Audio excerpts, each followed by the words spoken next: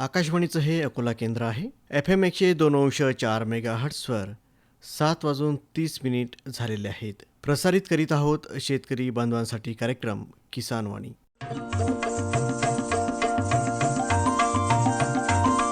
किसानवाणी किसानवाणी किसानवाणी किसानवाणी हिरव्या स्वप्नांची साध्यवाणी प्रगत युगाची वेधवाणी कृषी तंत्राची ही मंत्रवाणी किसानवाणी किसानवाणी किसानवाणी किसानवाणी सफल शेतीची भाष्यवाणी पेरन काढन सांगे वाणी शेती सुखाची आधारवाणी किसानवाणी किसानवाणी किसानवाणी किसानवाणी किसानवाणी किसानवाणी किसानवाणी किसानवाणी किसानवाणी किसानवाणी किसानवाणी किसानवाणी किसानवाणी किसानवाणी किसानवाणी किसानवाणी किसानवाणी किसानवाणी. भारत सरकारच्या कृषी आणि शेतकरी कल्याण मंत्रालयाच्या वतीनं प्रायोजित किसानवाणी कार्यक्रमात मी सचिन म्हैसने आणि मी संपदा ढोके आपलं सहर्ष स्वागत करीत आहोत. नमस्कार. आजच्या कार्यक्रमाचे सादरकर्ते आहेत सूरज गोळे. सचिन, मला सांग, आजच्या कार्यक्रमामध्ये आपण काय काय ऐकणार आहोत बरं? संपदा, आज आपण आपल्या या शेतीविषयक कार्यक्रमामध्ये चिया लागवडीसाठी ट्रॅक्टरचा उपयोग याविषयी मुक्काम पोस्ट वहाळा, तालुका पातूर, जिल्हा अकोला येथील शेतकरी प्रमोद गजानन राऊत यांची किशोर कुकडे यांनी घेतलेली मुलाखत तर आहेच, आणि सोबत हवामान, बाजारभाव आणि कृषीवाणी आहेच. याच सोबत मला वाटतं हवामान वृत्त याकडे आपण वळायला पाहिजे.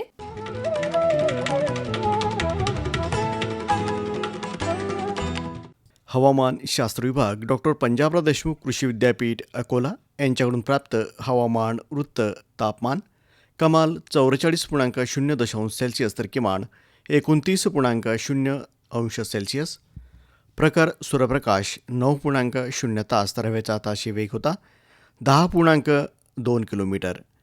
आर्द्रता सकाळी 45% तर दुपारी होती 18% आणि मागील 24 तासात बाष्पीभवनाचा वेग 16.8 मिलीमीटर एवढा नोंदवण्यात आलेला आहे. आजचा पाऊस 0 मिलीमीटर तर आजपर्यंतचा एकूण पाऊस 888.9 मिलीमीटर एवढा नोंदवण्यात आलेला आहे. आताचा आपण हवामान वृत्त जाणून घेतलं. अरे अरे अरे क्या कर रहा है? इधर इधर इधर हम बोल रहे हैं तेरे बीजू का. उतला बोल रहा है? हाँ, पक्षियों से तो हम खेत को बचा लेते हैं, पर इन घातक रसायनों से कैसे बचाएं? मतलब? देख बेटा, तू जो ये अंधाधुंध रसायन मिलाता है ना, मिट्टी की सेहत बिगड़ने लगी है. और जब माटी ही कमजोर पड़ जाएगी तो उपज कैसे सेहतमंद होगी? हाँ? अरे पहले ऐसा नहीं था. पूछना अपने बड़े बुजुर्गों से, कैसे फसल लहलहाती थी, शुद्धता झलकती थी. हाँ, माटी भी तंदुरुस्त और लोग भी. अरे अब पहली वाली बात कहाँ? पर अब तो सब यही डाले हैं. सब नहीं, आज भी लाखों जागरूक किसान परंपरागत विधि से फसल उगा रहे हैं. खर्चा कम और उपज की कीमत भी बेहतर पा रहे हैं. सच है? रे बेटे, एक्सपीरियंस से बता रहे हैं. धूप में बाल सफेद नहीं किए हैं. हाँ. ठीक है भाई, मैं भी आज से जैविक खेती शुरू करूंगा. माटी से प्रेम की परंपरा है, परंपरागत खेती. शेतकरी बंधूंनो, आता ऐकूया चिया लागवडीसाठी ट्रॅक्टरचा उपयोग याविषयी मुक्काम पोस्ट वहाळा, तालुका पातूर, जिल्हा अकोला येथील शेतकरी प्रमोद गजानन राऊत यांची किशोर कुकडे यांनी घेतलेली ही मुलाखत. शेतकरी बंधूंनो, आज आपण एक वेगळं पीक म्हणजे चिया सीड्स या नावानं आज ओळखल्या जाते. कुठेतरी आपल्याला मध्य प्रदेशच्या नीमच बाजार मंडीमध्ये नेऊन विकायचं पद्धत होती अगदी सुरुवातीला, म्हणजे 2-3 वर्ष झाले हे पीक आपल्याकडे येऊन. तर आज अशी परिस्थिती आहे की वाशिममध्ये, कारंजामध्ये नवे तर आपल्या अकोल्यामध्ये सुद्धा याचे व्यापारी आज येत आहेत, कारण की आपल्या परिसरातील शेतकरी याचं चांगल्या पद्धतीनं उत्पादन घेत आहेत. परंतु कोणतंही पीक म्हटलं की त्याची पेरणी आणि त्याचं उगवणी हे अत्यंत महत्त्वाचे आहे. जर एखाद्या पिकाचं जर जर्मिनेशन किंवा उगवण जर चांगली झाली नाही तर काय होणार की उगवण न झाल्यामुळे त्याचं उत्पादन घटणार, किंवा त्याची उगवण झालीच नाही आणि पहिल्याच वेळेस ते पीक घेत आहे तर दुसऱ्यांदा तो शेतकरी पुन्हा ते पीक लावण्याचा प्रयत्नच करत नाही.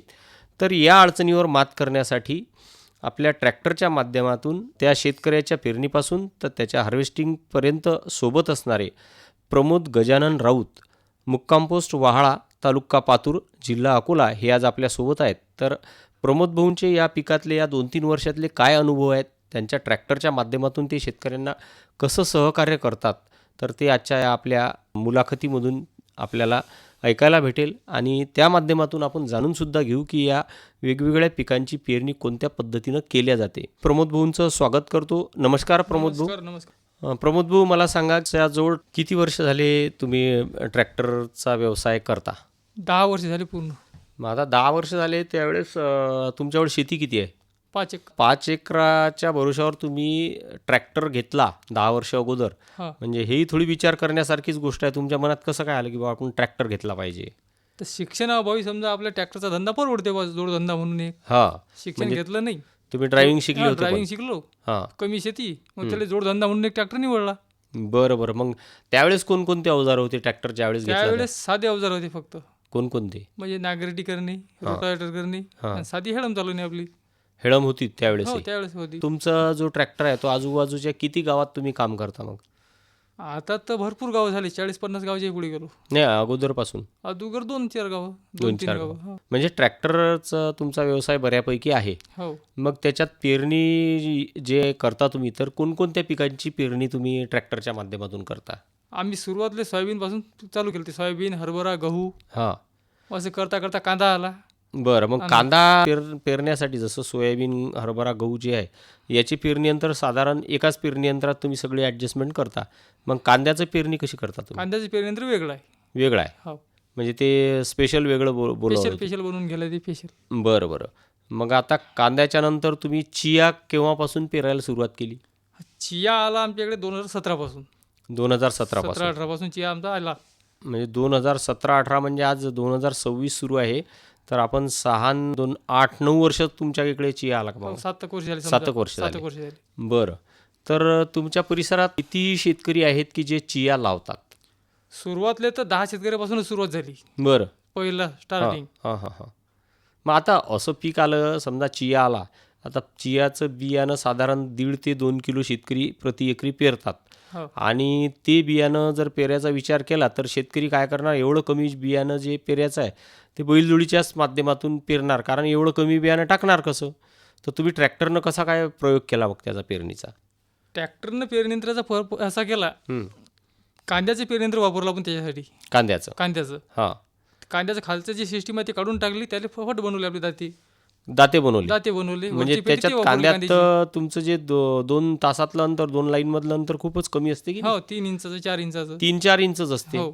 मग त्यातले काही हे बंद केले का तुम्ही? नाही, ते खालचं फाउंडेशनच बदललं. फाउंडेशन बदललं खालचं आणि फक्त त्याला मग पेटीचा वापर घेतला आपण तो, हां, आणि फाउंडेशन डायरेक्ट साध्या पेरणीयंत्राचा ठेवलं आपल्या. मग पेटीचा वापर बदलला तर एका वेळी तुम्ही किती तास काढत होते त्यानं? चियाची 4 तास. चियाचे 4 तास. आणि 2 तासातलं अंतर किती ठेवत होते? 18 ते 21 इंच. 18 ते 21 इंच. 2 तासातलं अंतर. 2 तासातलं अंतर. आणि मग तो जो तुमचा ट्रॅक्टर आहे, जसं कांद्याचं जे पेरणी यंत्र आहे त्याच्यात म्हणजे ते ट्रॅक्टरच्या साईजचं नसते, म्हणजे त्याच्यात रिपीट तुम्हाला त्याच ठिकाणाहून ट्रॅक्टर आणावं लागते आहे ना कांद्यात? हो. मग याच्यात तसं होतं काय? नाही, यात बदलून येते ट्रॅक्टर जागा. बदलून येते जागा. हो. म्हणजे हे थोडंसं मोठं होते. बरं. एकूण 4 लाईन एका साईडनं निघतात आणि 2 याच्यातलं अंतर 21 इंच राहते. हा, बरोबर. बरं. मग आता याच्यात तुम्ही जे कांद्याच्या याच्यातून बी पाडत होते, तर ते बी किती पडत होतं मग एकरी? कांद्याचं बियाणं 3.5-4 किलो लोक पेरतात एकरी. हो. चियाचं पाहिजे आपल्याला जास्तीत जास्त 1.5 किलो बियाणं. 1.5 किलो बरोबर. मग आता 1.5 किलो बरोबर पडत होतं काय? हो. त्याचे थोडे गेअर कंपनी बनवून घेतले हां, लहानवाले, हां. आणि चालू केलं. आणि दाते कोणते लावले मग तुम्ही त्याला? दाते पेरणीयंत्राची आपली या रेग्युलर पेरणी regular यंत्राचे? पेरणीयंत्राची. म्हणजे तुमच्याजवळ असलेले दाते हा, त्याला जुने ऍडजस्ट दाते केले, वापर किंवा नवे घ्या. तर ते त्याला जोडून तुम्ही मग पेरणी करायला सुरुवात केली. केली. आता साधारण तुम्ही किती एकराची पेरणी चियाची करता? आता या वर्षी तुम्ही 300 एकराच्या पुढे होतो. 300 एकर? हो. म्हणजे किती गावात तुम्ही पेरणी केली? हे 20 गावात. 20 15 गावात. ते 20 गाव समजा. आणि शेतकरी तुम्हाला एकरी किती दर देतात पेरण्याचा? समजा काय भाव असते ते? कसं आहे, आता आपापला भाग पाहून भाव घेतो आम्ही. काम पाहून समजा कुठे हा. 800, कुठे 900, 1000, म्हणजे कार्टिंग पाहून, हो, अंतर पाहून, अंतर पाहून. तुमच्या गावापासूनचं हा. अंतर पाहून. बरं, मला एक सांगा, आता शेतकरी साधारण 1 एकर 2 एकर याच्यापेक्षा जास्त तर लावत नाहीत. तुमच्या इकडे आता तुम्ही क्षेत्र जास्त सांगितलं, त्याच्यामुळे मला असं वाटतं कदाचित जास्तही लावणारे शेतकरी असतील. तर तुम्ही जास्तीत जास्त किती एकर वर चिया लावलेला आहे एका शेतकऱ्याचा? एका शेतकऱ्याचा आपल्याला 2-4 शेतकरी असे आहेत की त्यांनी एका टाइमले 10 एकरावर पेरणी केली होती चियाची. अरे बाप, वन टाइम एकच कास्तकार 10 एकर म्हणजे लहानात लहान शेतकरी म्हणजे म्हणजे 1 एकर समजा 1 एकर क्षेत्रफळ पाहून आपलं. पण आता म्हणजे सांगा तुम्ही, आता प्रत्येक वेळेस जर आपण 1-1 एकर क्षेत्रासाठी जर तुम्ही पेरणी करायला गेले हा. तर मग तुम्हाला ते परवडते का? तर कसं परवडायचं नव्हतं, पण आपल्याला हे धंदा करायचा होता. बरोबर. पब्लिक म्हणजे शेतकऱ्याला त्याचा फायदा होता. हो हो. मग आपण नाही म्हटलं हम्म. तर मग त्याला मार्ग पर्याय थांबवून नाही द्यायचा, त्याला. पर्याय नाही ना. बरोबर आहे. हा, म्हणून त्याला तुम्ही- सहकार्य आपण बरोबर म्हणून म्हणजे केलं ते. त्याचं पेरणं झालं पाहिजे हा उद्देश आहे. आपल्या मजुरीपेक्षा त्याचं पेरणं हा, ते महत्त्वाचं आहे. महत्वाचं. आता हे काय होते नेमकं, बऱ्याच वेळा असं होते की आता हे चिया तर फार वेगळा वाण आहे असं म्हणायला हरकत नाही. म्हणजे आता बऱ्यापैकी काही शेतकऱ्याच्या ओळखीत येऊन राहिला. हा, नवीनच नवीनच आहे. तुमच्या भागातले काही शेतकरी जुने असतील, तो भाग वेगळा आहे. हा. मग आता या नवीन पिकासाठी कसं होते की आता सोयाबीन आहे तुमचं, किंवा तुम्ही एखाद्या वेळेस हरभरा खोल पेरल्या गेला, हा हा किंवा गहू पेरल्या गेला तर गव्हाला पाणी जास्त झालं, तर बऱ्याच वेळा काय होते की कारणं दुसरे असतात. की एखाद्या वेळेस बियाण्यात प्रॉब्लेम असते, एखाद्या वेळेस पाणी देणाऱ्याची चूक असते, एखाद्या वेळेस त्याच्यावर माती जास्त पडते. अशा वेगवेगळ्या कारणानं बियाणं निघत नाही. तर असं चियाच्या बाबतीत झालं नाही का? कारण हे खूप नवीन बियाणं होतं आणि तुम्हाला नेमकं माहीत होतं का की किती खोल पेरलं पाहिजे आपण हे? हे एक चियाचं बियाणं असं आहे, हम्म, याची पेरणीच महत्वाची आहे. फार सगळ्यात महत्वाचं, पिकातून सगळ्यात महत्वाची पेरणी. बरोबर आहे. पेरणी सक्सेस झाली तरच तुम्हाला उत्पन्न भेटेल. बरोबर. आणि त्या पेरणीसाठी जमीन महत्वाची आहे. तयार कशी पाहिजेत आपल्याला? जमीन कशी पाहिजे मग? तर जमीन आपल्याला समजा फक्त 6 इंचालोकच माती पाहिजेत, नरम. फार जास्त मातीने नागरिटीची आवश्यकता नाही. म्हणजे वर तर मशागत पाहिजे. रोटावेटर मारून हा, रोटावेटर मारून पेरणी चालते त्याच्यात. सरळ शेतात रोटावेटर मारून तुम्ही पेरणी करून घ्यायची. काही लोकांचं म्हणणं आहे की बाबा सोयाबीनची वावर राहतात आमचे, हार्वेस्टरनं काढेल, हा, मग ते रोटावेटर लागत नाही. रोटावेटर लागत नाही. मग कुठे ते कुठे नांगरटी करतात. नाल्या पडेल हा, असतात, नांगरटी नागरटी करतात. मग नांगरटी केल्यावर काय होते, ते खोल होऊन जाते, त्यात रोटर करतात डबल. हा. मग ते एकदम मऊ होऊन जाते वावर तयार जमीन. हा, म्हणजे आपण माणूसही चाललं तर त्यात त्याच्यात ऑटोमॅटिक पाय फसते फसतात. आणि तुम्ही किती झेलतं जर हा. पेरणी यंत्र ठेवलं ते खाली जाते. डुबतेच. बरोबर. मग तशा ठिकाणी काय होते, बी खोल जाते हो, आणि मग त्यात पाणी बसते वरून. हा, वरून पाणी बसते. मग अर्ध्या इंचाचं काम ते 3 इंचावर खोल चाललं जाते. बरोबर. मग बियाण्याचे फॉल्ट नाही, ट्रॅक्टरचंही नाही, नाही, ते फक्त नरम माती झाल्याच्यानं मग problem वावराची येतात. मशागत खूप जास्त झाल्यामुळे ते खोल जाते. हा, आणि मग दोष येते बियाण्यावर, की बियाणं बरोबर. खराब आहे का ट्रॅक्टरवाला खराब आहे. बरोबर आहे. मग आता अशा वेळेस तुम्ही काय करता? मग तशा वावरात तुम्ही पेरणीच करत ना त्या शेतकऱ्याला? नाही, मी त्याला वावरात आता पहिल्या अनुभवात तर मी 1-2 वेळेस अटकलो. नवीन समजे नाही त्यावेळेस. म्हणजे ते असं झालं की पेरणी हा, केली आणि निघालच नाही. नाही, असं 2 वेळेस झालं आम्हाला. तर आमचे साहेब कंपनीचे मालक, आमच्या LLPचे हा, विनोदजी निमकाळे, बर, शरदजी निमकाळे, हा, याने आम्हाला फुल सहकार्य केलं. म्हणजे त्याने म्हणजे त्याने मार्गदर्शन. मार्गदर्शन केलं. आता आम्हाला अडचण आली की आम्ही सांगत होते की साहेब राजा असं झालं, बियाणं निघलं नाही, बरोबर. या शेतकऱ्याची नाराजी आहे. हो, मग त्यानं आम्हाला 50 किलोमीटर लोक सर्व्हिस दिली. 2 किलो बियाणं घेऊन देतात लोकांना त्याच्या बांधावर डायरेक्ट शेतकऱ्याच्या. म्हणजे त्या शेतकऱ्याजवळून तुम्ही कोणताही मोबदला न घेता त्यांनी ते मोफत बियाणं दिलं. मोफत म्हणजे त्याचं निघालं नाही म्हणून त्याला मोफत पूर्ण बियाणं. निघायची त्याची गॅरंटी होती बियाण्याची. फक्त शेतकरी मूळ आपण नाही झाला पाहिजे, बरोबर आहे. निराश नाही झाला आपल्यापासून पाहिजे, तो शेतकरी तुटला नाही पाहिजे तुटला नाही पाहिजे. म्हणून त्याला त्याने बियाणं हा, दिलं. त्यानं बियाणं दिलं, मग थोडीफार मी सहकार्य करत जाऊ. म्हणजे असं तुम्ही चालवलं त्याची आम्ही ते. पेरणी करून दिली. पेरणी करून दिली. 2-3 शेतकऱ्याचं तुम्ही म्हणजे त्याचं रिपीट करून दिलं. मग दुसऱ्या वेळेस ज्यावेळेस पेरलं त्यावेळेस ते निघालं का मग? हा, दुसऱ्या वेळेस मग ते थोडं जमीन पाणी दिल्याच्या ते टाईट झाली. हा, डबल पेरणी केली ती योग्यरित्या निघून गेली. बरं. आता याच्यात 2 गोष्टी आहेत. चियाची जी लागवड आहे तर अगदी रब्बीमध्ये जर आपण केली समजा, तर रब्बीमध्ये ठीक आहे की त्यावेळेस काय होते, सोयाबीन तुमचं निघून जाते हा. आणि त्यावेळेस तुम्ही सांगता त्या पद्धतीनं शेतं तयार करता येतात. पण अर्ध रब्बी म्हणजे जर आपल्याला ऑगस्टच्या शेवटी किंवा सप्टेंबरच्या सुरुवातीला जर लागवड करायची असली तर बऱ्यापैकी जमिनी ह्या ओल्या असतात. हो, मग अशा परिस्थितीत पेरणीसाठी शेतकरी बंधूंनी जमीन कशी तयार करायला पाहिजे? त्याच्यासाठी वातावरणाचा पहिले हे घ्यायचा की बा 4 दिवस पाणी येणार नाही अशा मोसम पाहायचा. बरं. साधी पंजी मारायची, हम्म. म्हणजे 4 इंच पंजीत होऊन जाते. हलकी 4 पंजी. दिवस ती माती सोकू द्यायची हा, आणि नंतर रोटावेटर मारून दुसऱ्या दिवशी पेरणी करून घ्यायची. बरं. म्हणजे 4 दिवसात जमीनची ओल तुटून जाते पंजी मारल्यानंतर, बरोबर आहे. जमीन भुसभुशीत होऊन जाते. पण 4-5 दिवसानं जर त्याच्यावर पाऊस आला तर मग काही अडचण येईल का त्याला? नाही, हलका पाऊस आला तर काही अडचण येत नाही त्याला. हा, हलका थोडा. खूप जास्त पाऊस खूप आला जास्त झाला तर मग बियाणंच बारीक आहे आपलं, हा, तर त्यात त्याच्यामुळे थोडंफार इन्फेक्शन होऊ शकते त्याचं. होऊ शकते. होऊ शकते. जर्मिनेशनमध्ये अडचणी येऊ शकतात. आता मला सांगा की तुम्ही स्वतः सुद्धा तुम्ही ट्रॅक्टरनं पेरणी करता आणि त्याचं सगळ्या गोष्टी करता, तुम्ही स्वतःसुद्धा चिया पेरणारे एक शेतकरीच आहात. हो. तर आता तुम्ही सांगितलंच की सुरुवातीला मी चिया लावला होता. मला एक सांगा की चिया जर समजा विरळ झाला म्हणजे पातळ झाला तर मग उत्पन्नात घट येते काय? म्हणजे पेरणी ज्या प्रमाणात जर निघालं नाही समजा तर उत्पन्नात घट येते काय? पातळ झाला तर ते झाड स्वतः मोठं होते का? असं काय आहे नेमकं त्याच्यातलं? शक्यतोवर चिया पातळच होत नाही, होत पहिली गोष्ट. बरं. आणि कदाचित थोडाफार झालाही समजा हम्म. तर ते ग्राइंडिंग करते असं फुल झाड. झाड वाढते. ब्रँचिंग करते. ते जागा व्यापून घेते. हो, म्हणजे ते एका झाडाला 30 ते 50 लोक तुरे लागू शकतात. हम्म. एका झाडाला कंपल्सरी. सोयाबीन असो किंवा कपाशी असो, या सगळ्याची आंतरमशागत ट्रॅक्टरनंच होते. हो. कपाशी आहे, सोयाबीन आहे, याच्यातले डवऱ्याचे फेर पण लोक आता ट्रॅक्टरनं काढायला शिकले. तसं चियामध्ये आपण करू शकतो काय? चियामध्ये आपण करू शकतो, फक्त त्याच्यावर माती नाही पडली पाहिजे याची काळजी घेणं महत्वाची आहे. हो, अगदी सुरुवातीला नाही, थोडा मोठा झाल्यावर जो समजा आपण त्याला दुसरा डवऱ्याचा फेर म्हणतो. चियाचा मशागतचा कालावधीच मोजका आहे साहेब, कमी आहे. कमी आहे. बरं. पेरणीपासून समजा आपले 15 दिवस त्याची निघायला यातच जातात. 15 ते 30 दिवसाचा जो कालावधी आहे त्याच 30 दिवसात तुम्हाला काय करायचं असेल ते 15-20 दिवसात तुम्ही करू शकता. नंतर काहीच करावं नंतर लागत काहीच करायचं काम नाही त्याला. त्याच्यात तणनाशक चालते काय? तणनाशक आमच्या कंपनी साहेबांनं यावर्षी रिन्यू केलं होतं. रिझल्ट त्यांनी यावर्षी डेमो गेलाय. पुढच्या वर्षी ते ओके झालं तर पुढच्या वर्षी पण चालू होऊन जाईल ती. बरोबर. म्हणजे आतापर्यंत आपण डवरणी आणि त्याचं निंदन केलं. हो.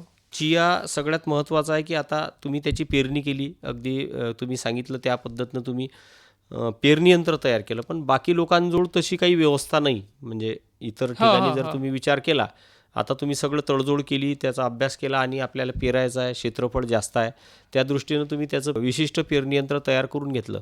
पण बाकी ठिकाणी जर काही ट्रॅक्टरवाल्या शेतकऱ्यांना असं करायचं असलं तर त्यांनी काय करायला पाहिजे? तर त्याने कांद्याच्या पेरणीयंत्रातून ती पेरणी करू शकतात. कांदा पेरणीयंत्र सरासरी बऱ्यापैकी आहे आपल्या भागात, गावभरातच म्हटलं चालते. त्या कांद्याच्या पेरणीयंत्रातूनही पेरणी केल्या जाते. योग्यरित्या होते, असं काही नाही की बाबा खराब होते म्हणून, चांगली पेरणी होती. तर त्याच्या माध्यमातून आपण जर पेरणी केली तरी सक्सेस होऊ शकते. आणि किती खोल टाकता तुम्ही ते? अर्धा इंच फक्त. अर्धा इंच फक्त. जमिनीत जास्त मरा नाही पाहिजे, नाही, म्हणजे हलका मरा फक्त काहीतरी. एकदम हलका मरा पाहिजे. आता मला सांगा की चिया सोंगणी झाल्यानंतर त्याची थ्रेशिंग किंवा आपण हार्वेस्टिंग म्हणतो, म्हणजे कोणतंही पीक काढायचं म्हटलं तर आज जर आपण सोंगून जर मजुराच्या साहाय्यानं काढतो म्हटलं तरी ठीक आहे, परंतु आता ती परिस्थिती राहिली नाही, तुम्हाला मजूर सोंगायलाच तर भेटत नाही. मग त्याच्यात ते राहिलं तुमचं याचं थ्रेशिंगचं. आणि आता तुम्ही 2-3 वेळा सांगताना सांगितलं की हा वाण खूपच बारीक आहे. हो. तर मग एवढा बारीक असल्यामुळे आपण थ्रेशिंग करताना बऱ्याचशा अडचणी येतात. तर मग याचं थ्रेशिंग कशा पद्धतीनं केलं पाहिजे? आता आम्ही सध्या चिया घेऊन राहिलो, आम्ही कांद्याचे जे बी काढायच्या मशीन आहेत आपल्या, कांद्याचं बी ज्या मशीनवर आपण काढतो त्याच मशीनवर आम्ही चिया काढतो. छोटी जी मशीन होती, मशीन मोठीच आहेत समजा, पण त्याला सिस्टीम ॲडजस्टमेंट करून पट्टी गिट्टे ॲडजस्टमेंट सध्या चियावर हेडमच चालू आहेत आमच्या. म्हणजे मोठ्या मशीनवर चिया काढतो आम्ही. चिया काढता. मग आता हा चिया काढताना एवढ्या मोठ्या मशीनवर त्याचे RPM जास्त असतात. हो. तर मग RPM जास्त असले तर त्याचा स्पीड जास्त असतो आणि त्याच्यामुळे कुटार आहे, त्या कुटारात पण याच्या बिया जात असतील ना? ते सुरुवातली 1 वर्ष आम्हाला ते ट्रेनिंगवरच गेलं समजा. 1 वर्ष म्हणजे आम्ही अनुभवातच केला, अभ्यास केला. कमी शेतकरी होती त्यावेळेस. आम्ही मेहनत भरपूर घेतली. आमचे साहेब 2-2 वेळेस येत की हे असं करा तसं करा, त्याचं मार्गदर्शन भरपूर भेटलं. मग त्यातून आम्ही शिकत गेलो. रिन्यू झाला ओके काम. बरं. आता डबल फिल्टर करायचं काम नाही. मग आता तुम्हाला मार्गदर्शन ज्या पद्धतीनं भेटलं तर त्यानुसार तुम्ही मग थ्रेशरमध्ये बदल करत गेले. आता तुमच्याकडे मग मोठ्या प्रमाणात जर तुम्ही सांगितलं की 10-10 एकराचा शेतकरी पण चियामध्ये आता आहे, तर मग याच्यात शेतकऱ्यांनी मोठ्या कंबाईन हार्वेस्टरचा पण उपयोग केला काय? आता काही नवीन मध्ये हार्वेस्टर चालू झाले थोडेफार प्रमाणात, अजून जास्त संख्येत नाही. चिया त्या हार्वेस्टरनं काढला, त्यानं काढला आणि तुमच्या हळमनं काढला, याच्यात काही फरक आहे का? हो, सध्या आहे फरक. कसा?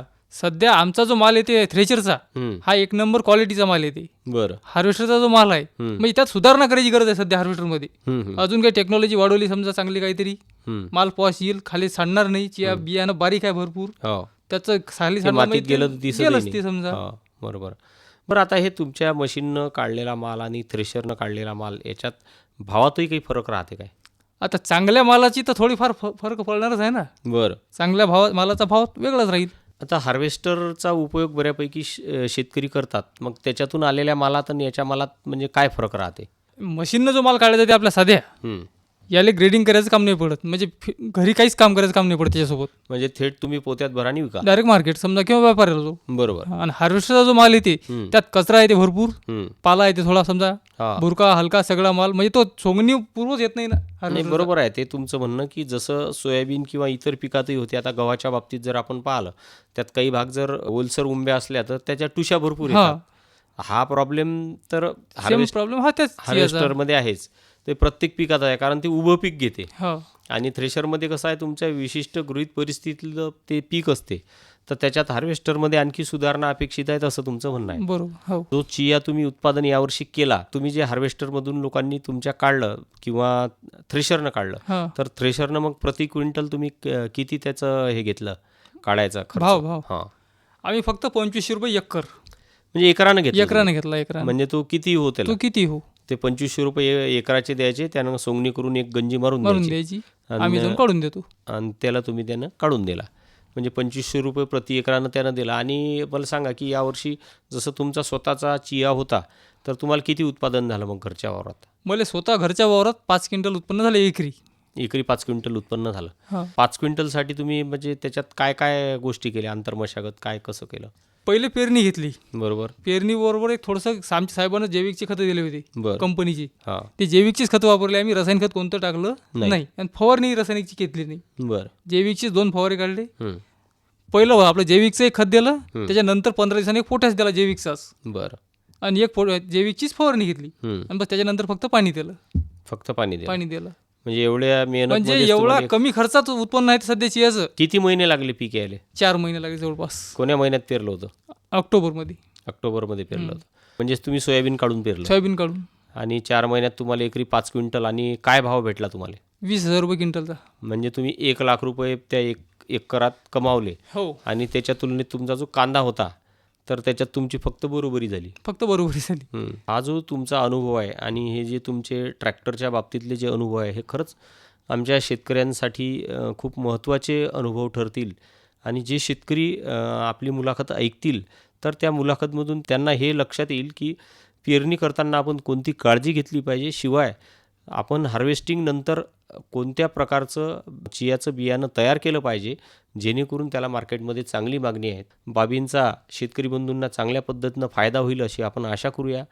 आपण आमच्या स्टुडिओमध्ये आज आलात आणि हे तुमचे जे अनुभव आहेत या 3-4 वर्षातले, ते तुमचे अनुभव तुम्ही सांगितले, त्याबद्दल आकाशवाणी परिवार आणि आमच्या शेतकरी श्रोत्यांतर्फे मी आपले आभार मानतो. धन्यवाद. आत्ताच आपण चिया लागवडीसाठी ट्रॅक्टरचा उपयोग याविषयी मुक्काम पोस्ट वहाळा, तालुका पातूर, जिल्हा अकोला येथील शेतकरी प्रमोद गजानन राऊत यांची किशोर कुकडे यांनी घेतलेली मुलाखत आत्ताच आपण ऐकलीत. आता वेळ झाली आहे कृषी उत्पन्न बाजार समिती अकोला यांच्याकडून प्राप्त कृषी मालाचे आजचे बाजारभाव जाणून घेण्याची. हे भाव प्रति क्विंटलमध्ये असून कमीत कमी आणि जास्तीत जास्त अशा स्वरूपाचे आहेत. ज्वारी लोकल कमीत कमी 2100 रुपये ते जास्तीत जास्त 2350 रुपये आणि आवक होती 475 क्विंटल. गहू लोकल 2000 रुपये ते 2415 रुपये आणि आवक होती 631 क्विंटल. गहू शरबती 2950 रुपये ते 3550 रुपये आणि आवक होती 140 क्विंटल. उडीद 6005 रुपये ते 6005 रुपयेच आणि आवक होती 3 क्विंटल. मूग 6000 रुपये ते 7400 रुपये आणि आवक होती 104 क्विंटल. तूर 7000 रुपये ते 8200 रुपये आणि आवक होती 1208 क्विंटल. हरभरा 5000 रुपये ते 5710 रुपये आणि आवक होती 452 क्विंटल. हरभरा पांढरा 6000 रुपये ते 6975 रुपये आणि आवक होती 91 क्विंटल. मका 1450 रुपये ते 1730 रुपये आणि आवक होती 40 क्विंटल. मोहरी 6100 रुपये ते 6375 रुपये आणि आवक होती 9 क्विंटल. सोयाबीन पिवळे कमीत कमी 6000 रुपये ते 7395 रुपये आणि आवक होती 1411 क्विंटल. आताच आपण कृषी मालाचे आजचे बाजारभाव जाणून घेतलेत.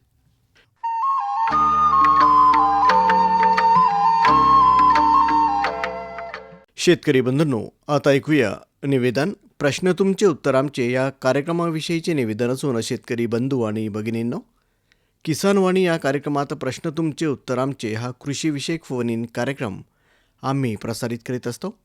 येत्या मंगळवार दिनांक 19 मे 2026 रोजी ध्वनिमुद्रित होणाऱ्या प्रश्न तुमचे उत्तर आमचे या फोन इन कार्यक्रमाचा विषय आहे हळद लागवड तंत्रज्ञान. आणि तुमच्या प्रश्नांना उत्तर देण्यासाठी आमंत्रित तज्ज्ञ आहेत डॉक्टर विजय सखाराम काळे, उद्यानविद्या विभाग, डॉक्टर पंजाबराव देशमुख कृषी विद्यापीठ अकोला. तेव्हा जरूर फोन करा. या कार्यक्रमात फोनवरून प्रश्न विचारण्यासाठी आपण येत्या मंगळवारी दुपारी 4 ते 4:30 या वेळेत फोन करावेत. त्याकरिता आमचा फोन नंबर असा आहे 0724245661. आणि या कार्यक्रमाचे प्रसारण आपण मंगळवार दिनांक 19 मे 2026 रोजी संध्याकाळी 7:30 वाजता ऐकू शकाल. निवेदन संपलं.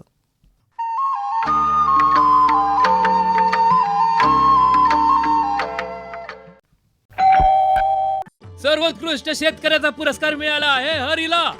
हरी आता आपल्या सर्वांना सांगतील आपल्या यशाचं रहस्य. माझ्या शेतकरी बंधू आणि भगिनींनो, आपणही आपल्या शेतात चांगलं पीक घेऊ शकता. ते कसं? बस जेव्हा काही समस्या असेल तेव्हा लगेच लावा हा नंबर 1800-180-1551. हा कोणाचा नंबर आहे भाऊ? शेतकरी कॉल सेंटरचा, जिथे तज्ञ आपल्याला शेतीच्या समस्येवर तोडगा सांगतील लगेच. अहो भाऊ, तज्ञ सारा वेळ थोडाच मिळणार आहे. नक्की मिळेल हो भाऊ. वर्षाचे 365 दिवस मिळेल, ते देखील सकाळी 6 ते रात्री 10 वाजेपर्यंत. पण भाऊ, जास्त वेळ बोलू तर पैसे खूप लागतील. अजिबात पैसे नाहीत. मोबाईलनं किंवा दुसऱ्या फोननं शेतकरी कॉल सेंटरला मोफत कॉल करा. सल्ल्याचेही पैसे नाहीत. 16 आणि खरं. शेतकरी बंधूंनो, शेतीच्या समस्यांवर आपल्या भाषेत लगेच उपाय मिळवण्यासाठी भारतात कोणत्याही फोननं राष्ट्रीय हेल्पलाईन नंबर 1800-180-1551 वर मोफत संपर्क साधा. शेतकऱ्यांचा मित्र शेतकरी कॉल सेंटर.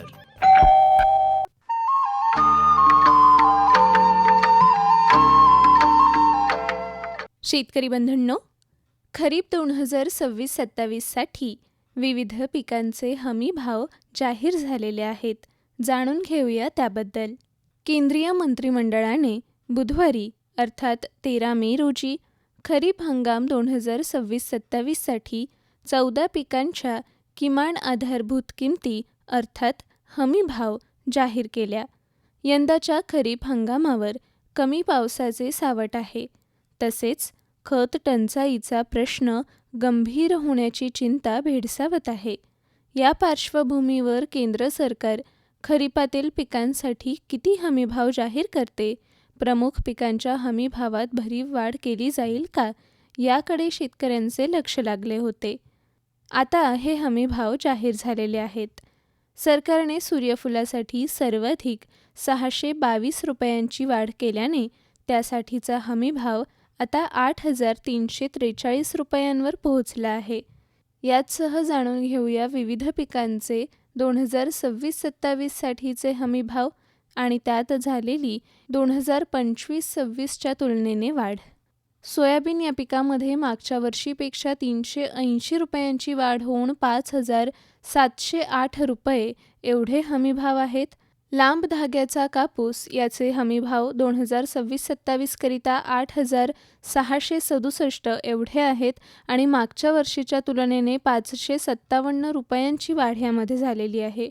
मध्यम कापसाचा विचार करत असता यावर्षी 8,267 असे भाव आहेत आणि मागच्या वर्षीच्या तुलनेने 557 रुपयांची वाढ दिसून येते आहे. तूर या पिकामध्ये 2025-26च्या तुलनेने 450 रुपयांची वाढ होऊन यावर्षी 8,450 असे हमीभाव आहेत. तर उडीद या पिकामध्ये 8,200 असे भाव आहेत. मागच्या वर्षीच्या तुलनेने 400 रुपयांची वाढ आपल्याला उडीदमध्ये बघायला मिळते आहे. मूग या पिकाकरिता 8,780 असा हमीभाव आहे, ज्यामध्ये 12 रुपयांची वाढ आपल्याला बघायला मिळते आहे. सामान्य भाताचा विचार करता 2,441 असे यावर्षीचे हमीभाव आहेत, ज्यामध्ये मागच्या वर्षीच्या तुलनेने 72 रुपयांची वाढ दिसून येते आहे. ग्रेड अ भातामध्येही 72 रुपयांची वाढ होऊन 2,461 रुपये असे यावर्षीचे हमीभाव आहेत. हायब्रिड ज्वारीचा विचार करता मागच्या वर्षीच्या तुलनेने 324 रुपयांची वाढ होऊन 4,023 रुपये असे यंदाचे हमीभाव आहेत. मालदांडी ज्वारीकरिता यावर्षी 4,073 असे हमीभाव आहेत, ज्यामध्ये मागच्या वर्षीच्या तुलनेने 324 रुपयांची वाढ झालेली आहे. बाजरी या पिकामध्ये 2900 रुपये असे हमीभाव आहेत. 125 रुपयांची वाढ यामध्ये बघायला मिळते आहे.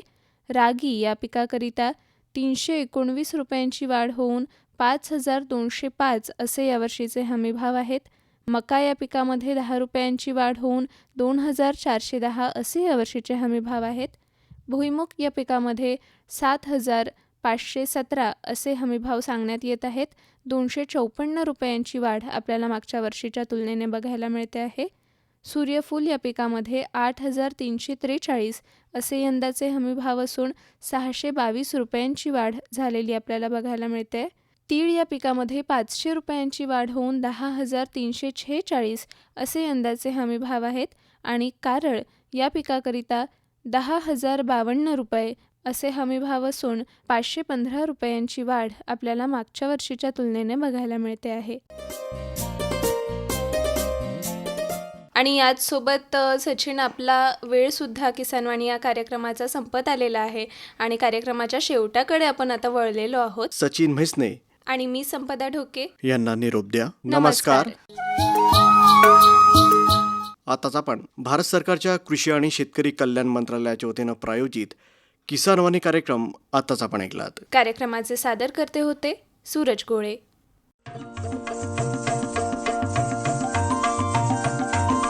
किसानवाणी किसानवाणी किसानवाणी किसानवाणी हिरव्या स्वप्नांची साध्यवाणी प्रगत योगाची वेधवाणी कृषी तंत्राची ही मंत्रवाणी किसानवाणी किसानवाणी किसानवाणी किसानवाणी. आताच आपण शेतकरी बांधवांसाठीचा कार्यक्रम किसानवाणी ऐकलात.